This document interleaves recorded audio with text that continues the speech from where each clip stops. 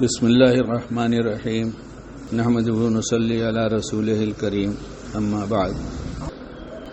میرے پاس ایک صاحب آئے اور بہت خوبصورت، بہت اچھی پرسنالٹی، پوچھا تو پتہ چلا فلمی دنیا میں یہ ڈائریکٹر ہے۔ تو میں نے انہیں بیٹھایا اور پوچھا یہاں کیسے آنا ہوا، تو انہوں نے بتایا کہ ایک صاحب سے پوچھا کہ میں دین کچھ نہیں جانتا تو کہاں جاؤں، تو یہیں پوچھا تھا قریب میں، تو انہوں نے کہا وہاں چلے جاؤ، آپ کا گھر بتایا، اور آج وہ ملتے بھی ہیں۔ وہ بیان کا دن ہوتا تھا تو کہنے لگے نماز تو میں خالی امام صاحب جو پڑھتے ہیں انہی کے پیچھے پڑھ لیتا ہوں اور باقی جانتا نہیں، میرا ماحول بہت الگ۔ تو میں نے ان سے کچھ باتیں کرنے کے بعد کہا کہ آپ آج کے دن آ جایا کریں اس وقت۔ وہ آئے، 1 ہفتہ ہوا، 2 ہفتہ ہوا، 3 ہفتہ ہوا، پابندی سے آئے، اور اس وقت غیبت کی بات ہو رہی تھی۔ کس کی؟ غیبت پہ بیان چل رہا تھا، اور پہلے مسلسل ہوتا تھا ایسے ہی۔ تو سن کر گئے، پھر سن کر گئے، ایسے ہی کئی دفعہ سن کر گئے، پھر پہلے آ جاتے تھے۔ اب انہوں نے پابندی یہ کیا کہ لوگوں کے آنے سے پہلے آ جاتے تھے۔ پوچھ لیا تھا، ہم نے کہا نہیں آ جاؤ۔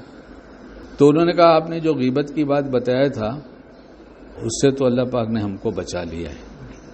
ہم نے کہا عجیب آدمی ہے، اس دنیا سے آیا ہوا، ابھی کچھ جانتا بھی نہیں ہے، وہ مجھ سے کہتا ہے غیبت سے بچا لیا۔ میں نے کہا کیسے، کیا کرتے ہو؟ تو وہ بیان میں بات کہی گئی تھی، غیبت کے نقصانات لکھو اور اپنے سراہنے لگا دو۔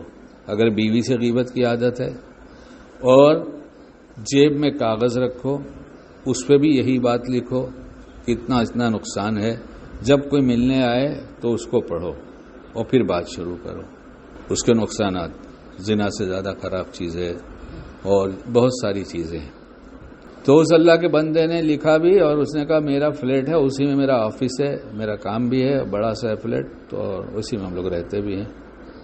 تو اس کا ایک حصہ میں نے آفس بنا رکھا ہے۔ تو اب فلیٹ کے باہر ہی لکھ دیا ہے نو انٹری فار غیبت، ایسا لکھا جاتا ہے؟ یہ انگلش ہے؟ ارے بولو انگلش یہی ہوئی۔ تو دروازے بھی لکھ دیا آپ نے، باہر کے دروازے پر۔ پھر اس نے کہا کہ میں ایسے بیٹھتا ہوں میرے ٹیبل پر، میرا اسٹاف میرے سامنے کرسی پڑی ہے، بیچ میں ٹیبل ہے، اسے بیٹھتا ہے۔ تو میرے پیچھے لکھ دیا نقصان غیبت کا، اور میرے وہ سامنے جو پارٹیشن آتا ہے میں نے اس پہ بھی لکھ دیا تاکہ میں بھی پڑھتا رہوں۔ تو میرے اسٹاف میں سے کسی نے کسی غیبت شروع کیا تو میں نے ایسے ہاتھ کیا، یوں ہاتھ کیا پیچھے کی طرف کہ اس کو پڑھو۔ تو اس نے کہا سوری سر۔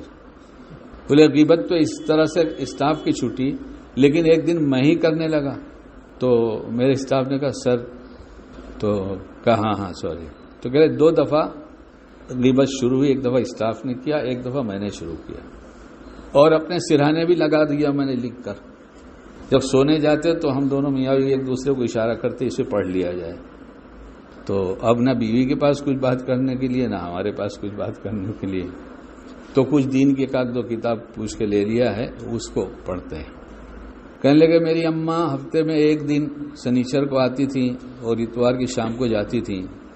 وہ میرا روڈ رہتی تھیں اور ٹیچر تھی، پڑھی لکھی تھی، اور جب آتی تھیں تو پھر تو کوئی بچتا نہیں تھا، خالی غیبت ہی ہوتی تھی۔ تو آئیں، اب ہم گھبرا رہے تھے اماں کو کیسے روکیں، اماں کو کیا کہیں گے، پھر بھی بیٹھی تو ادھر آ، کہاں چلا گیا؟ میں گیا، میں نے کہا امی ایک بات سناؤ ذرا، پڑھ لیجئے۔ پڑھا تو کہنے بچے، اور انہوں نے یہ کہا جب امی آتی تھی ہم لوگ اپنا بیڈ خالی کر دیتے تھے، ہم لوگ وہاں دوسرے کمرے میں جا کر زمین میں چٹائی بچھا کر سو جاتے تھے۔ تو جب وہ پڑھا تو پڑھی لکھی تھی، وہ ایسی تھی نہیں۔ کہنے اچھا ہے پھر تو بھی جا کے سو جا اور ہم بھی سو جاتے ہیں۔